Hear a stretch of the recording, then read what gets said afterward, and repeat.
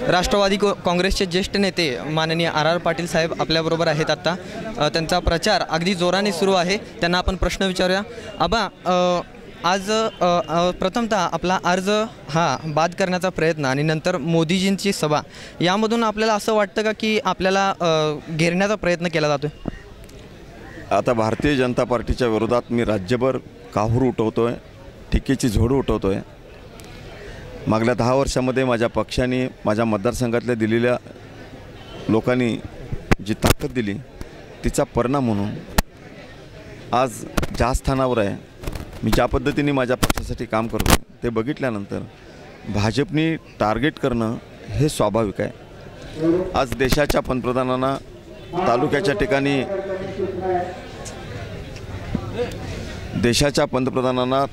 ठिकाणी यावं लागतं। त्याचबरोबर अगदी चुकीच्या पद्धतीने माझा अर्ज छाननीतनं निघावा म्हणून प्रयत्न करावे लागतात। यावरून भारतीय जनता पार्टीने टार्गेट तर केलं आहे, पण त्यांनी कितीही टार्गेट केलेलं असलं तर या तालुक्यातली आणि मतदारसंघातली सर्वसामान्य जनताच ढाल बनवून माझं रक्षण करील। त्यामुळे यांनी काय केलं या गोष्टीची मला चिंता नाही। आबा, मोदींची एवढी मोठी सभा झाली, त्याला गर्दीसुद्धा झाली होती, मात्र मोदींनी आपल्या विरुद्ध काहीही टीका केलेली नाही, त्याचे कारण काय? आबा,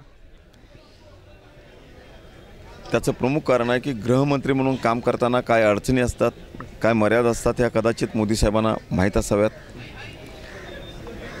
त्याचबरोबर सांगण्यासारखं आणि टीका करण्यासारखं असं काही त्यांना सापडलेलं नसावं। वास्तविक काहीही माहिती पंतप्रधानांच्यापासून लपून राहत नाही, कारण अनेक यंत्रणा एखाद्याच्या चुकीबद्दल, दुष्कृत्याबद्दल माहित्या काढत असतात। माझी ठाम खात्री आहे की हा प्रयत्न झालेला असणार, पण मी कुठंच चुकीचं वागलो नाही तर ते माझ्यावर टीका तरी काय करणार। आबा, अजितराव घोरपडे हे आपले प्रमुख विरोधक आहेत, मात्र त्यांची प्रतिमा आणि तुमच्या प्रतिमेत जमीन आसमानचा फरक आहे। मात्र ही निवडणूक आहे जी विधानसभेची तासगाव कवठेमंकाळ मतदारसंघातली, ती एकतर्फी व्हायला पाहिजे। माझी निश्चितपणाने खात्री आहे की मागच्या लोकसभेच्या निवडणुकीचे निकाल बघून आज काही जणांना साशंकता वाटत असेल की लोकसभेची पुनरावृत्ती होईल म्हणून काही लोक अंदाज बांधतात, पण सगळ्या मतदारसंघामध्ये फिरल्यानंतर तशी परिस्थिती नाही।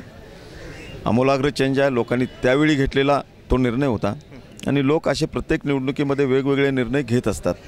मी आपल्याला उदाहरणच सांगेन की ज्या दिवशी लोकसभेच्या निवडणुका झाल्या त्याच दिवशी महाराष्ट्रामध्ये रिसोड मतदारसंघात विधानसभेची निवडणूक झाली।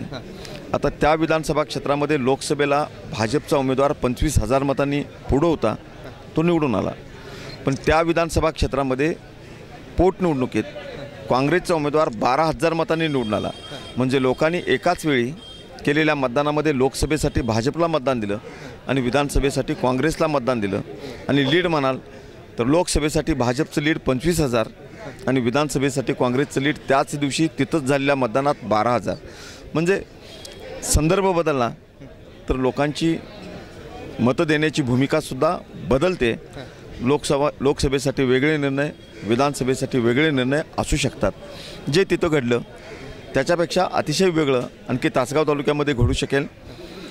त्यांना जितकं लीड मिळालं त्याच्याहीपेक्षा चांगलं लीड विधानसभेला मिळू शकेल। आणि माझ्या मतदारसंघातली माझी निवडणूक ही आता तरुणांनी आणि लोकांनीच हातामध्ये घेतलेली आहे, त्यामुळे माझं काम खूप सोपं झालं आहे। आबा, आपल्या विकास कामांविषयी आम्हाला थोडंसं काय, एकेकाळी मी ज्यावेळी राजकारणामध्ये प्रवेश केला, पहिल्यांदा लोकप्रतिनिधी बनलो, त्यावेळी पिण्याच्या पाण्याचा प्रश्न होता, रस्त्यांचे प्रश्न होते, वेगवेगळ्या विकास कामाचे प्रश्न होते। आज मी इतकं सांगेन की तालुक्यामधले, दोन्ही तालुक्यामधले रस्ते, शाळा, दवाखाने, प्रशासकीय इमारती, अगदी मग पोलीस ट्रेनिंग सेंटर असेल, इंजिनिअरिंग मुलींचं कॉलेज असेल, कोट्यावधी रुपयाचा निधी आणण्यामध्ये आम्हाला यश मिळालं आहे। पण त्याचबरोबर या भागाची मुख्य समस्या होती शेतीच्या पाण्याची, आणि आज पेड तलावापर्यंत पाणी पोहोचलं आहे। सिद्धेवाडी तलावामध्ये पाणी गेले। कवठेमंकाळचा 50%हून जास्त भाग हा ओलिताखाली आला आहे आणि या दोन्ही तालुक्यांची जी जुनी ओळख होती दुष्काळी तालुके, ही ओळख पुसण्यामध्ये आम्ही 100% यशस्वी ठरलो आहे। लोकांची कामं कधी संपत नसतात। शिक्षणाचं प्रमाण वाढतं आहे, शिकलेले तरुण मोठ्या संख्येने नोकऱ्या मागण्यासाठी पुढे येत आहेत। आतापर्यंत शेतीचं पाणी ही लोकांची मागणी होती, पण आता आम्हाला नोकऱ्या आणि हाताला काम ही तरुणांची मागणी आहे. म्हणून या पुढच्या काळामध्ये आपल्या सांगली जिल्ह्याचं औद्योगिकीकरण करणं ही आता एक काळाची गरज आणि आवश्यक बाब बनलेली आहे.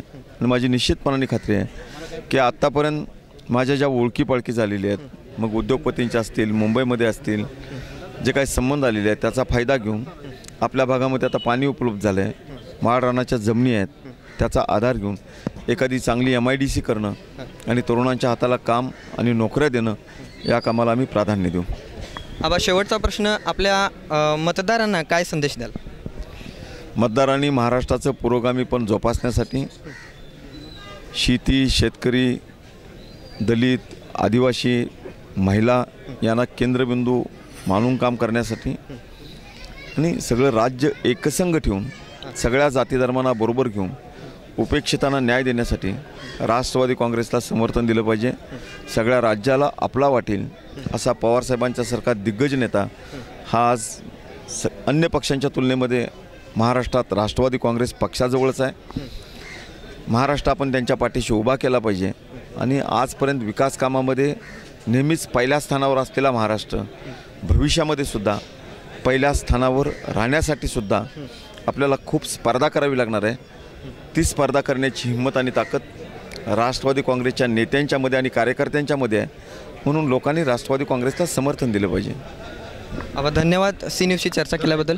हे होते RR आबा पाटील, म्हणजेच आबा हे आत्ता नुकतेच विदर्भाच्या दौऱ्यावरून परत आलेले आहेत आणि परत प्रचारामध्ये रुजू झालेले आहेत, परत प्रचारामध्ये सक्रिय झालेले आहेत. आबांच्या देहबोलीतून स्पष्ट असा आत्मविश्वास झळकतो आहे. आबांचा विजय हा नक्की आहे असं इथल्या मतदारांचं म्हणणं आहे. आणि थोडक्यातच सांगायचं झालं तर सलग 5 वेळा निवडणुकीत जिंकलेले आबा यावेळी 6व्या वेळी सुद्धा या विधानसभेत जाण्यासाठी सज्ज झालेले आहेत. कॅमेरामॅन मोहसिनसह अभिषेक पांडेकर, विसापूर.